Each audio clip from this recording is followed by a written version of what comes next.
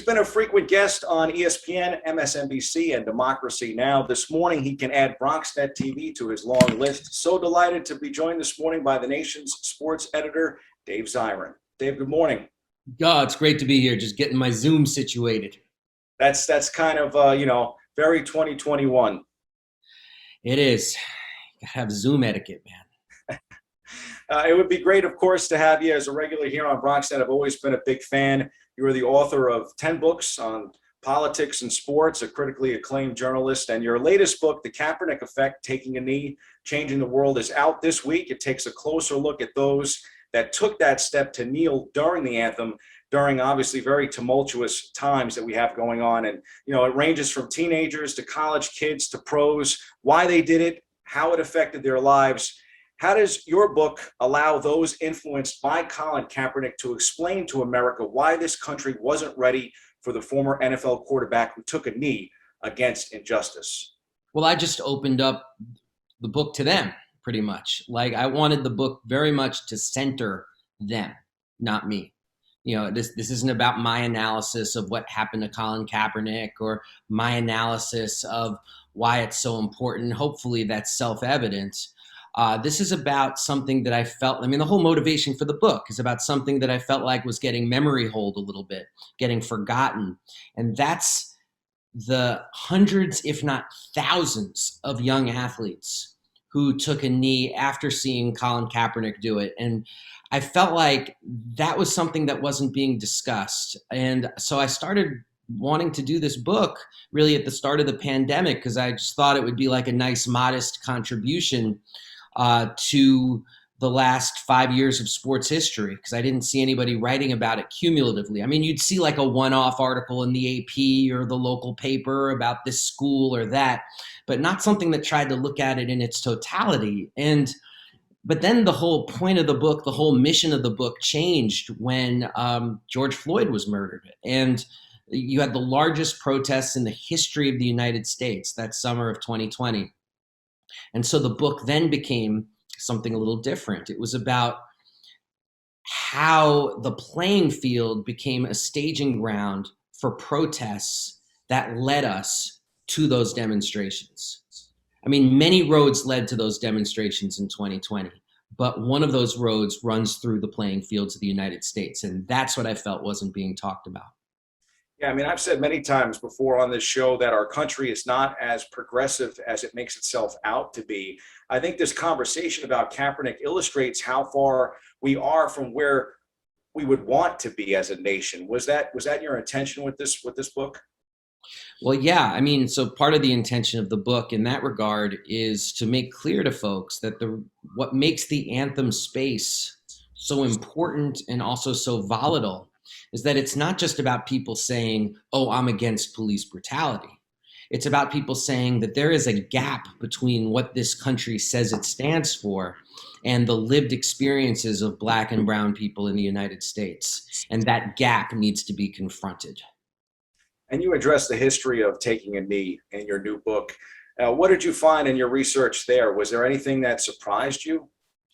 Well, there were things that, in terms of like the history of it, that I found to be really interesting. There's a nice and powerful history, a lot of which is forgotten, of athletes not standing for the anthem.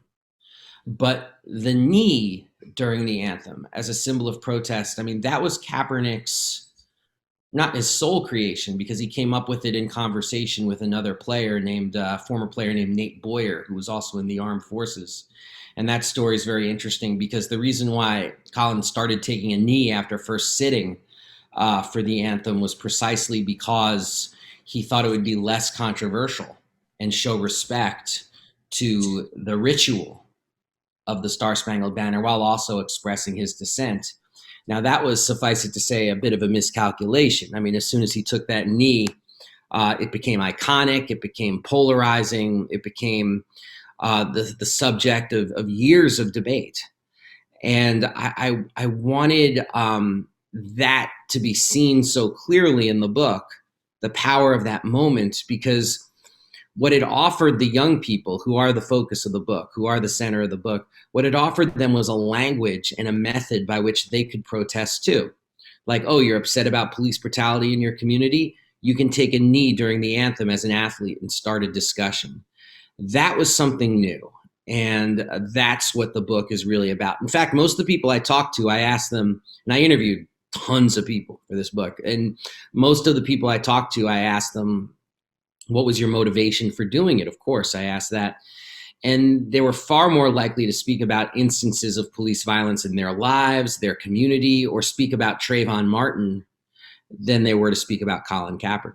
Dave, you mentioned it as well. You also examined our national anthem, and what stories did you want to tell there in the book? Because I think that's become a hot topic as well. Yeah, I mean, the one that stands out with regards to the anthem is and again, this is about centering other people's voices, not my own.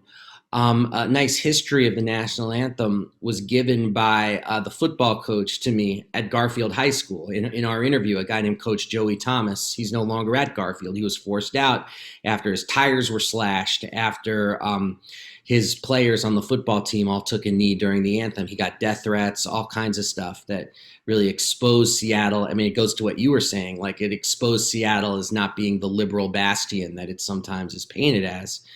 And he gave his student athletes a real history lesson. Because first it was only one or two were going to take a knee, and he got wind of it. And he said, if you're going to do that, we're going to have a team conversation about it, and we're going to debate it, and we're going to discuss it. And one of the things that Coach Thomas introduced the discussion is the infamous third verse of the national anthem that we do not sing. It's like it's talk about memory hold. It's been whited out of the history books, and it's racist. And it talks about the need to bring freed, enslaved people to heel, basically. And because at the time, that's a whole history behind it. Like it was during the War of 1812 that it was written. And at the time, the Brits had granted freedom to a lot of enslaved people, so they would fight on their side. So part of the national anthem is a rebuke of that process. Fascinating stuff.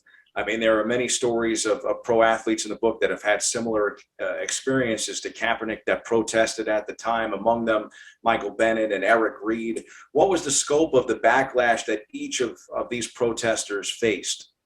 Well, it varies. And I think one of the interesting interviews I did was with Megan Rapinoe, the soccer icon, about her experience taking a knee, because it's so interesting. She did it just days after Kaepernick did it. And she did it as an open act of solidarity, which is so important, as an open act of being a white athlete, saying, I'm also against racism. I'm an ally. I'm an accomplice. I am not going to just be quiet while Colin Kaepernick is getting all of this heat and like I'm going to take some of the weight. So it was very, noble in terms of what she was doing, but it's also very interesting in that look what's happened in the 5 years since then. I mean, Megan Rapinoe has become something of an icon. She does Subway commercials. She starred in the World Cup. And, if Colin Kaepernick was Megan Rapinoe, I know it's a little silly thought exercise, but he wouldn't have even gotten into the World Cup. They would have kept him out of it. And I think that says something about racism in the United States, that even when you have two people doing the same protest against racial inequity and police brutality, the results of their lives turn out very differently. And you mentioned Eric Reed. I would also mention Kenny Stills, who I interviewed in the book, both athletes in their prime who are not in the NFL. We always talk about Colin Kaepernick and his pariah status, but these other two men are on the outside looking in as well. That was part one of our interview with critically acclaimed journalist Dave Zirin. Tune in next Monday for part two.